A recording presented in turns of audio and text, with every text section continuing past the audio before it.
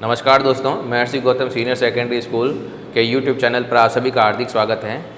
हम कक्षा 12 विषय जीव विज्ञान का चैप्टर नंबर 1 सजीवों में जनन पढ़ रहे हैं। इस चैप्टर में हमने अलैंगिक जनन की विधियाँ पिछली वीडियो में जो है प्रारंभ किया था, जिसमें हमने विभाजन, विखंडन, खंडन और प्लाज्मोटोमी इन 4 विधियों के बारे में हमने अध्ययन किया। आज हम जो इस चैप्टर में शुरू करने जा रहे हैं अलैंगिक जनन की विधि, 5वीं विधि पढ़ने जा रहे हैं, जिसको कहा जाता है मुकुलन।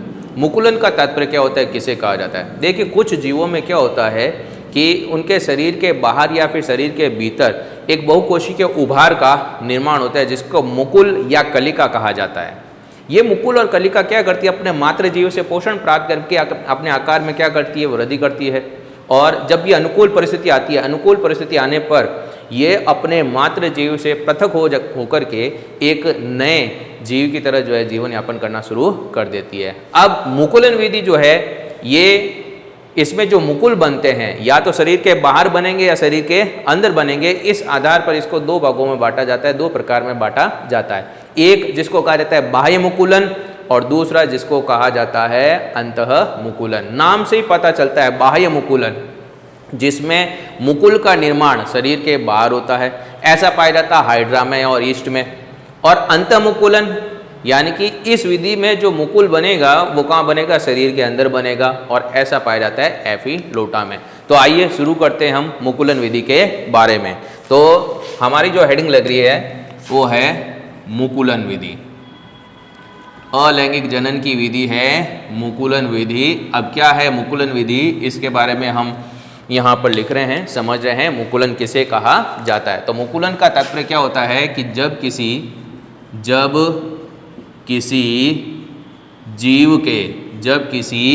जीव के शरीर के बाहर या शरीर के भीतर, जीव के शरीर के बाहर या भीतर बहुकोशिकीय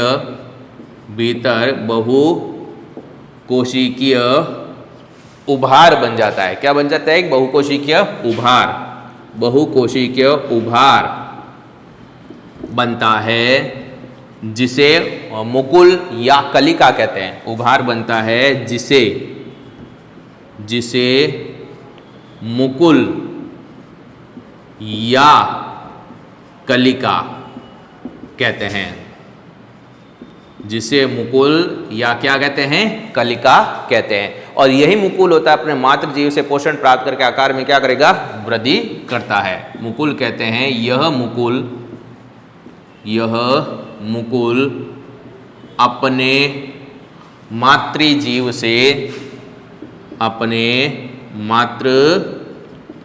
से क्या प्राप्त करेगा, पोषण।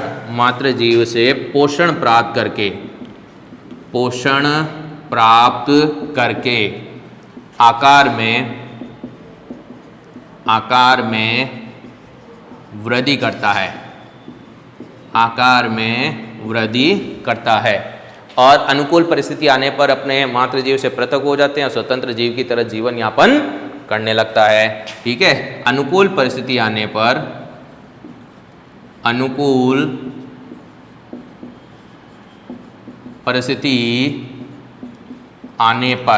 कैसी परिस्थिति आने पर, अनुकूल परिस्थिति आने पर यह मातृ जीव से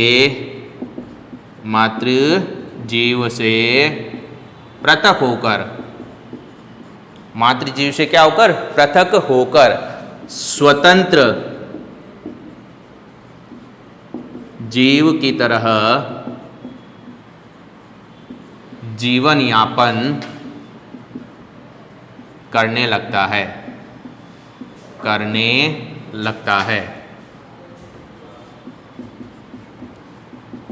ठीक है, अब मुकुलन जो है कितने प्रकार में बांटा गया, 2 प्रकार में। कौन कौन से? बाह्य मुकुलन और अंतःमुकुलन। मुकुलन कितने प्रकार का होता है? 2 प्रकार का। मुकुलन 2 प्रकार का होता है। कौन कौन सा होता है? एक जिसको क्या कहा जाता है, बाह्य मुकुलन, और दूसरा जिसको क्या कहा जाता है, अंतः मुकुलन। 2 प्रकार का होता है, जिसमें हम सबसे पहले इसमें जो पढ़ रहे हैं वो बाह्य मुकुलन। पहला आ जाएगा इसमें बाह्य मुकुलन। अब बाह्य मुकुलन नाम से पता चलता है कि इसमें जो मुकुल का निर्माण होगा, इसमें मुकुल का जो निर्माण होगा वो कहाँ होगा, शरीर के बाहर होगा। इस वजह से इसको क्या नाम दिया गया है, बाह्य मुकुलन। तो बाह्य मुकुलन का तात्पर्य क्या होगा, इसमें मुकुल का निर्माण शरीर के बाहर होता है। मुकुल का निर्माण क्या होता है, शरीर के बाहर होता है। और इसका जो उदाहरण आएगा, इसका उदाहरण आएगा हाइड्रा तथा ईस्ट। इसका जो उदाहरण आएगा, इसका उदाहरण आ जाएगा हाइड्रा और ईस्ट। ठीक है। अब हाइड्रा और ईस्ट ये दोनों तो उदाहरण हो गए किसके, बाह्य मुकुलन के। अब कैसे, जैसे इसको एक चित्र के द्वारा हम समझे। यहां पर आप देखिए, जैसे मान लीजिए हाइड्रा है, ठीक है, और हाइड्रा में जो है ये स्पर्शक भी पाए जाते हैं। ठीक है। और ये हाइड्रा जो है ये मातृजीव की तरह कार्य कर रहा है। अब इसमें सबसे पहले क्या होगा, एक बहुकोशिकीय जो है उभार का निर्माण हो जाएगा। जैसे ये यहाँ पर एक जो है उभार बन रहा है, ये उभार बन गया यहाँ पर। ठीक है। अब ये जो उभार है ये अपने इस मातृजीव से क्या करेगा, पोषण प्राप्त करेगा। पोषण प्राप्त करके अपने आकार में क्या करेगा, वृद्धि करेगा। तो आप अगले स्टेप में देख सकते हो कि अपने मातृजीव से पोषण प्राप्त करके धीरे धीरे आकार में क्या करने लग गया, वृद्धि करने लग गया। और मातृजीव की तरह इसमें भी जो है स्पर्शक विकसित हो जाएंगे, ये इस तरीके से। अब जब भी अनुकूल परिस्थिति आएगी, अनुकूल परिस्थिति आने पर यह अपने मातृजीव से क्या हो जाएगा, पृथक हो जाएगा। और पृथक होकर के एक नए जीव की तरह जीवन यापन करना शुरू कर देता है। और इस प्रकार से आप देख सकते हो कि हाइड्रा में मुकुलन विधि के द्वारा अलैंगिक जनन होता है और एक नए जीव का क्या होता है, निर्माण होता है। तो ये हो गया हाइड्रा के बारे में। अब ठीक इसी तरीके से जो है ईस्ट में भी पाया जाता है, जबकि ईस्ट है क्या, ईस्ट है एक कोशिकीय कवक। ईस्ट में भी बाह्य मुकुलन विधि के द्वारा जो है अलैंगिक जनन होता है। तो ये था बाह्य मुकुलन। ठीक है। अब इसी प्रकार से इसका जो दूसरा जो टाइप आता है वो कहलाता है अंतमुकुलन। अंतमुकुलन में क्या होगा कि बाह्य मुकुलन में मुकुलन का निर्माण शरीर के बाहर हुआ, तो उसमें क्या होगा, शरीर के अंदर होगा। और उसका उदाहरण आता है एफिलोटा। क्या रहेगा उसका उदाहरण, एफिलोटा। तो नेक्स्ट जो इसमें आता है प्रकार जो आता है मुकुलन का, वो आ जाएगा अंतःमुकुलन। तो अंतःमुकुलन किसे कहा जाता है वो हम देखते हैं। तो इसका जो दूसरा प्रकार है वो है अंतःमुकुलन। अंतःमुकुलन, अंतःमुकुलन इसकी जो परिभाषा क्या है, बिल्कुल आसान परिभाषा है कि इसमें मुकुल का निर्माण, इसमें मुकुल का निर्माण शरीर के भीतर होता है, शरीर के भीतर होता है। और इसका जो उदाहरण आता है वो है एफिलोटा। इसका जो उदाहरण आएगा ये उदाहरण आ जाएगा इसमें एफिलोटा। क्या आएगा इसका उदाहरण, एफिलोटा। इसमें ये इस प्रकार से जो है, जैसे मान लीजिए ये एफिलोटा है, ये शरीर के अंदर की तरफ यहाँ पर एक उभार बन जाएगा, ये इस प्रकार से। ठीक है ना। और ये इस प्रकार से इसमें जो है अंतःमुकुलन पाया जाता है। तो ये यहाँ पे बन गया अंतःमुकुल। ठीक है। और इसमें यहाँ पर बना था ये क्या, बाह्य मुकुल। और इस तरीके से जो है मुकुलन विधि के द्वारा अलैंगिक जनन संपन्न होता है। किस किस में, हाइड्रा में, ईस्ट में और एफिलोटा में। हाइड्रा और ईस्ट में तो होगा कौन सा, बाह्य मुकुलन, और एफिलोटा में होगा कौन सा, अंतःमुकुलन।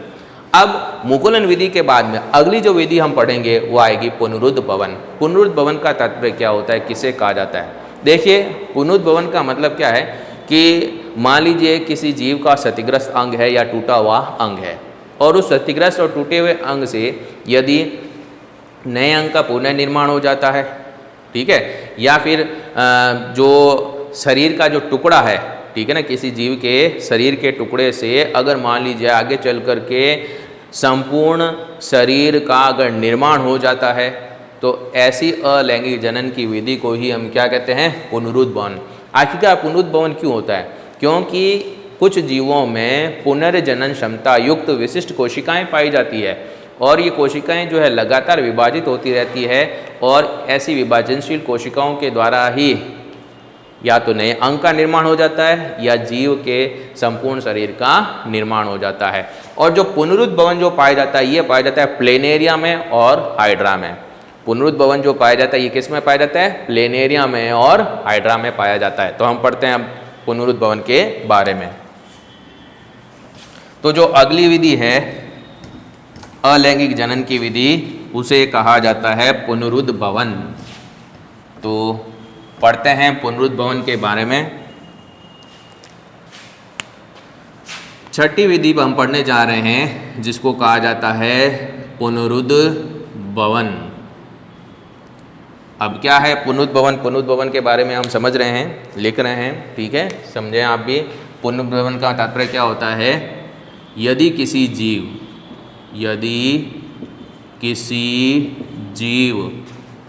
के क्षतिग्रस्त या टूटे हुए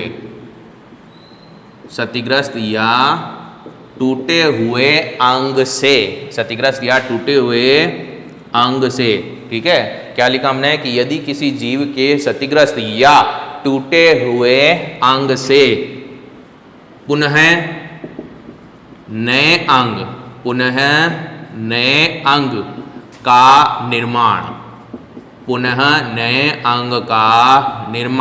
हो जाता है। पुनः नए अंग का निर्माण हो जाता है अथवा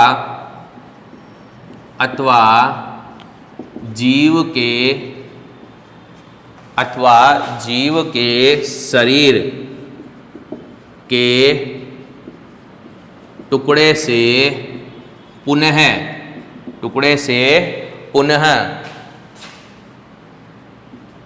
संपूर्ण शरीर का निर्माण हो जाता है। तो इसे क्या कहा जाता है? पुनरुद्भवन। तो इसे पुनरुद्भवन कहते हैं। अब पुनरुद्भवन क्यों होता है? क्योंकि इन जीवों में पुनर्जनन क्षमता युक्त विशिष्ट कोशिकाएं पाई जाती है, ठीक है।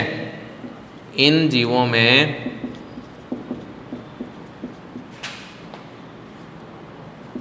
पुनर्जनन क्षमता युक्त विशिष्ट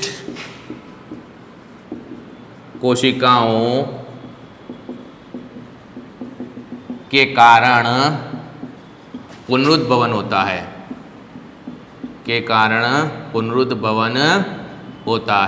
और इसका जो उदाहरण आता है, इसका उदाहरण क्या आ जाएगा? प्लेनेरिया और हाइड्रा।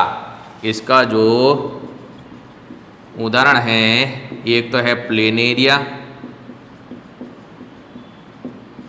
और दूसरा है हाइड्रा, ठीक है ना। तो प्लेनेरिया और हाइड्रा में पुनरुद्भवन के द्वारा जो है अलैंगिक जनन होता है।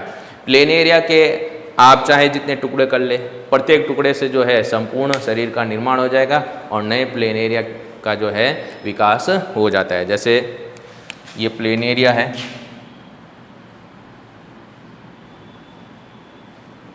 अब इस प्लेनेरिया के अगर मैं मान लीजिए 3 टुकड़े करता हूँ, ये ठीक है, 3 टुकड़े कर लिए, तो प्रत्येक टुकड़े से नए प्लेनेरिया का क्या हो जाएगा? निर्माण हो जाएगा।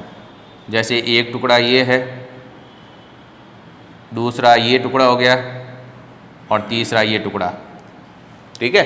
और प्रत्येक टुकड़े में जो है पुनर्जनन क्षमता युक्त विशिष्ट कोशिकाएं होगी जो विभाजित होकर के संपूर्ण शरीर का क्या कर देती है? निर्माण कर देती है। और इन 3 टुकड़ों के द्वारा जो है पुनः 3 नए प्लेनेरिया का क्या हो जाएगा? निर्माण हो जाएगा। तो ये जो विधि जो होती है, इसी विधि को हम क्या कहते हैं? पुनरुद्भवन कहते हैं। इसी विधि को हम क्या कहेंगे? पुनरुद्भवन कहेंगे, ठीक है। तो ये पुनरुद्भवन के बारे में था। अब इसके बाद में अगली जो हम विधि पढ़ने जा रहे हैं पुनरुद्भवन के बाद में 7वें नंबर पे जो विधि आएगी वो आएगी जेम्यूल। तो एक बार हम यहाँ फिर से देख लेते हैं पुनरुद्भवन का मतलब क्या होता है। पुनरुद्भवन किसे कहा जाता है कि यदि किसी जीव के क्षतिग्रस्त या टूटे हुए अंग से पुनः नए अंग का निर्माण हो जाता है अथवा जीव के शरीर के टुकड़े से पुनः संपूर्ण शरीर का निर्माण हो जाता है तो इसे पुनरुद्भवन कहते हैं। और जीवों में पुनर्जनन क्षमता युक्त विशिष्ट कोशिकाओं के कारण ही पुनरुद्भवन होता है। और इसका जो उदाहरण आएगा वह है प्लेनेरिया और हाइड्रा।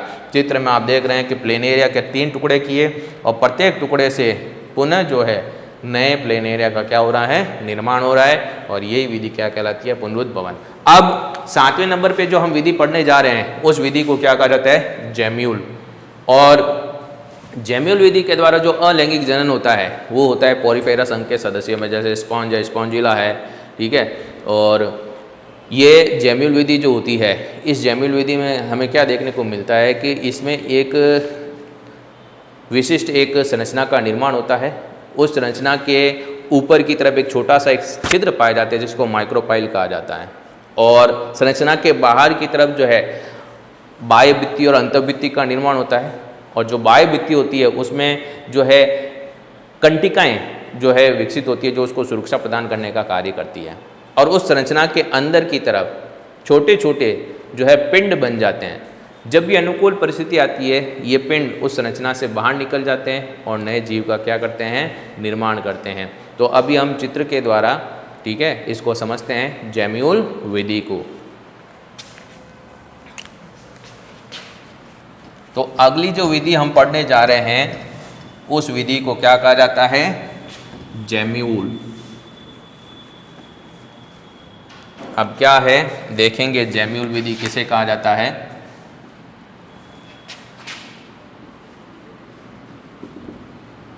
जेम्यूल, जेम्यूल में हम क्या देखते हैं, जैसे एक गड़ा कैसे होता है, गड़े जैसी संरचना का निर्माण हो जाएगा कोशिका से, ये इस तरीके से, ठीक है।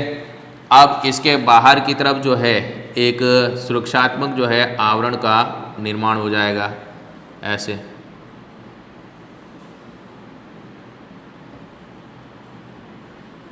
ये इस प्रकार से इसमें सुरक्षात्मक आवरण बन गया, भित्तियाँ भी बन गई इसमें इसको सुरक्षा देने के लिए।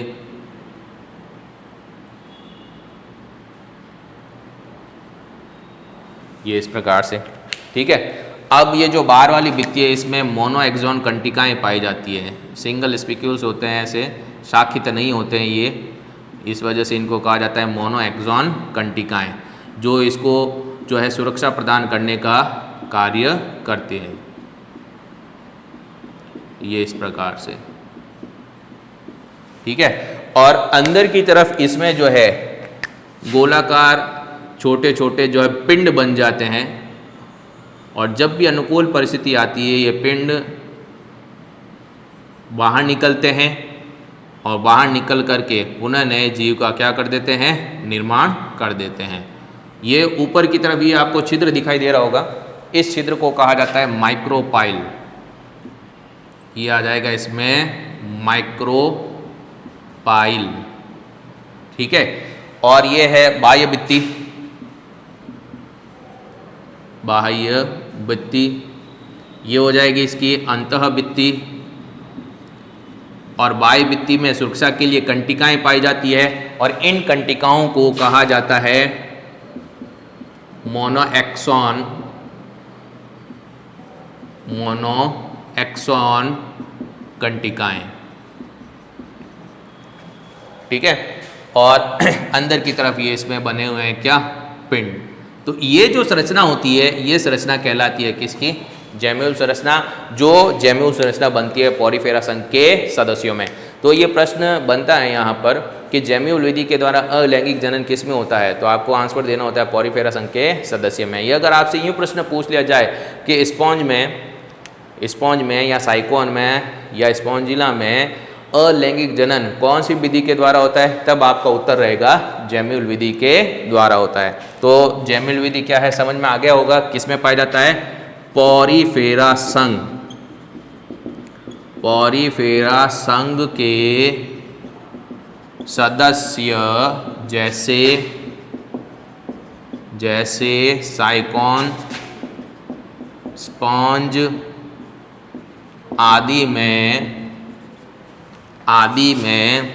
अलैंगिक जनन जैम्यूल के द्वारा होता है। किसके द्वारा होता है? जैम्यूल के द्वारा होता है। ठीक है, पहले आप यहाँ तक एक बार नोट कीजिएगा।